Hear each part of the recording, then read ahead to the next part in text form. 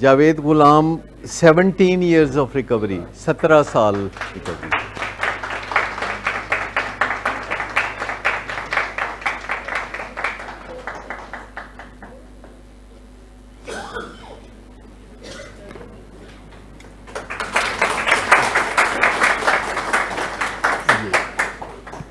अस्सलाम वालेकुम।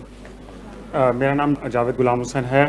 17 सालों को मुझे रिकवरी में रहते हुए मेरा कराची से ताल्लुक़ है।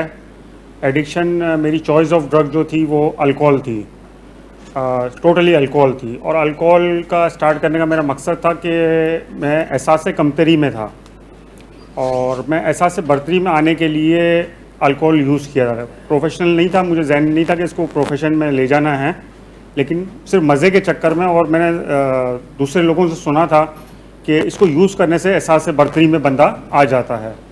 लेकिन जब मैंने अल्कोहल शुरू की और वक्त के हिसाब से जैसे जैसे टाइम गुजरता गया तो एहसास बर्तरी में आने की बजाय मैं दोबारा और गिल्ड में एहसास कमतरी में चला गया कि बस उसको अल्कोहल को यूज़ करता था और घर में या कहीं पे भी एक कॉर्नर ढूंढता था कि एसी चालू करूँ, एसी जल्दी चढ़ जाती है और मैं कॉर्नर पकड़ के सोया रहूँ। और वक्त के हिसाब से काफ़ी नुकसान होना शुरू हो गए। और फिर प्री प्लान, फैमिली के प्री प्लान, पहला इलाज मेरा सेंटर में हुआ कराची सदाकत में। और बहाना बना के ले गए कि एक्सरे करा कर आते, ब्लड टेस्ट करा कर आते हैं। वही स्टोरी। मुझे नहीं पता था कि मैं कि शायद वो फॉर्मेलिटीज़ है, इनको बेवकूफ़ हैं ये लोग, करने दो उनको जो करना है। और इत्तेफाक बस वो गए तो वापस 3 महीने बाद बाहर आए। लेकिन वो 3 महीनों के अंदर जो इदारे में जो कुछ सिखाया गया कभी मैंने सीरियसली सीखा ही नहीं। वहाँ के जो काउंसलर्स और ये होते थे तो वो कहते थे 12 कदम याद कर लो छुट्टी हो जाएगी, सुकून की दुआ याद कर लो तो छुट्टी हो जाएगी। और वो ज़बानी रट्टे मार लिए मैंने विद इन 2 या 3 वीक्स के अंदर, लेकिन छुट्टी वही अपने 3 महीने बाद हुई। तो डिनाइल हो गया, घर वालों के अगेंस्ट आ गया कि भाई ये इन्होंने तो कहा था छुट्टी हो जाएगी, ये छुट्टी तो 3 महीने बाद ही हुई है। तो जब अंदर एंटर हुआ था तो आवाज़ें लगना शुरू हुई, 90 नाश्ते 90 नाश्ते।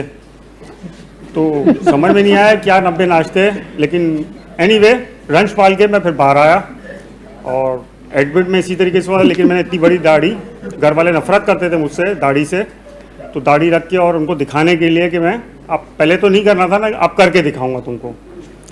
और मेरे ख्याल फ्यू वीक्स या फ्यू मंथ्स के अंदर ही मैंने दोबारा नशा शुरू कर दिया। और फ्यू मंथ्स के अंदर ही दोबारा रीएडमिट हुआ। लेकिन रीएडमिट होने का मकसद उस वक्त ये था कि मेरी हालत बहुत ज़्यादा बिगड़ गई थी।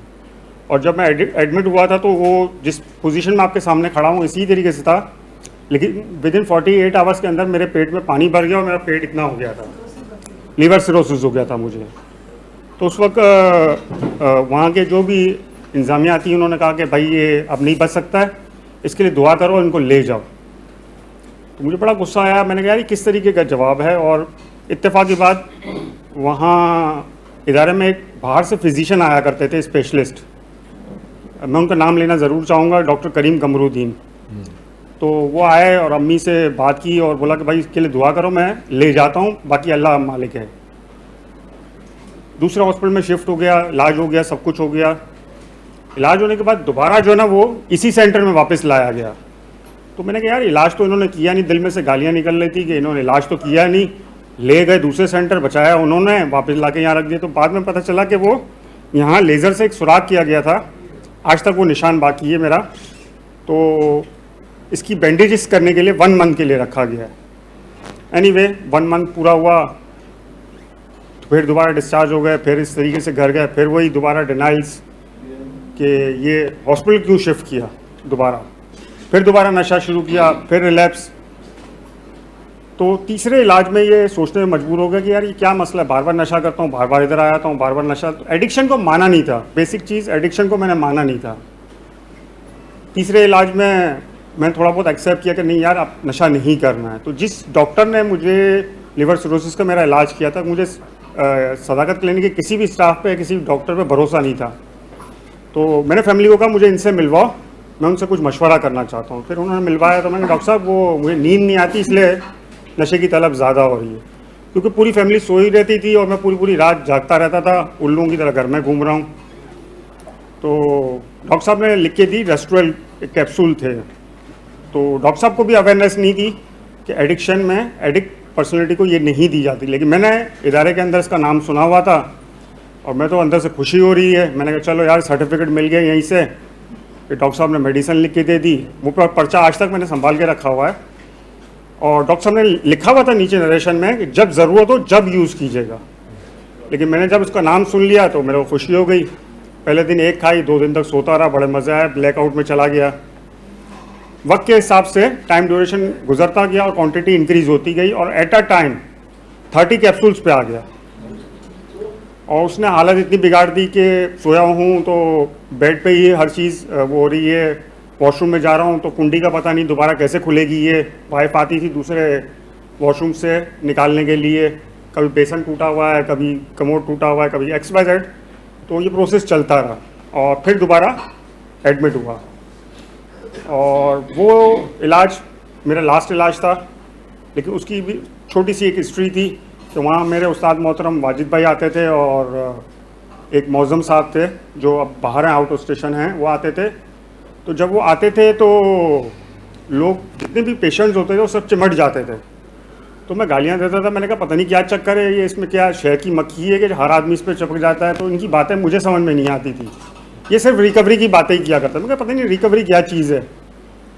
वक्त के हिसाब से मौज़म भाई ने मुझे अकेले में ले जाके मेरा इंटरव्यू किया कि भाई आप नशा करते क्यों। तो मैंने उनको लॉजिक बताई कि नींद का मुझे प्रॉब्लम है, सिर्फ मुझे सुकून चाहिए और नींद चाहिए। कि जिस तरीके आम लोग रात को सोते हैं और दिन में काम पे जाते हैं, इस तरीके मुझे चाहिए।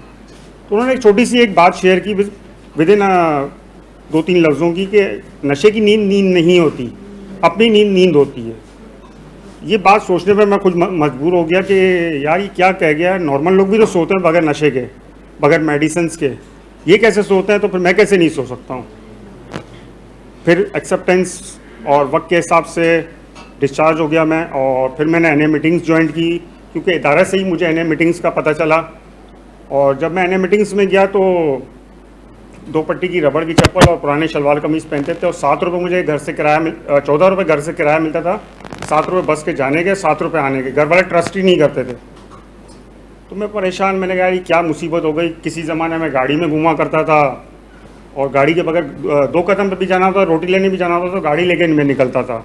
और आज वो टाइम आ गया कि बसों में लटक लटक के मेरे को मीटिंगों में जाना पड़ रहा है। तो इनिशियल स्टेज में बहुत ज़्यादा शेम होती थी, मीटिंग में भी कोई बात शेयर नहीं करता था क्योंकि किसी पे ट्रस्ट नहीं आता था। हर आदमी को देखूँ तो वेल ड्रेस, वेल परफ्यूम लगा हुआ है, गाड़ी पहनी हुई है और वेल मतलब मैनेज करोला में कोई आ रहा है, कोई किस में आ रहा है मीटिंग में। तो मेरे को शक होता था कि यार ये सब सदाकत के आदमी हैं और यहाँ बैठे हुए ये लोग, और ज़रा सा भी मैंने कोई पर्सनल शेयरिंग की ना तो ये जाके क्लिनिक में जाके बता देंगे जावेद ये बोल रहा है। तो वक्त के हिसाब से आस्ते आस्ते ट्रस्ट बिल्ड हुआ और उसमें से एक आदमी अपनी मर्ज़ी से मैंने खुद चुना अपना स्पॉन्सर, और मीटिंग के बाद उनके साथ बैठ के पर्सनल शेयरिंग किया करता था। और उसका फ़ायदा ये हुआ कि उनके एक्सपीरियंस और उनके ओपिनियन से आज अल्लाह का शुक्र है 17 साल गुजर गए नशा छोड़े हुए। और जो कुछ अल्लाह ताला से मांगा था, मैं सोचता था कि शायद अगर मैं नॉर्मल होता और नशा ना करता तो मैं इस जगह नहीं पहुंच सकता था। लेकिन मैं कहता हूँ अच्छा हुआ मैंने नशा किया और नशा छोड़ के फिर ऐसे लोगों की सोबत में आ गया जिससे वेल मतलब जहाँ मुझे पहुँचना था उससे भी आगे अल्लाह पाक ने मुझे पहुँचा दिया।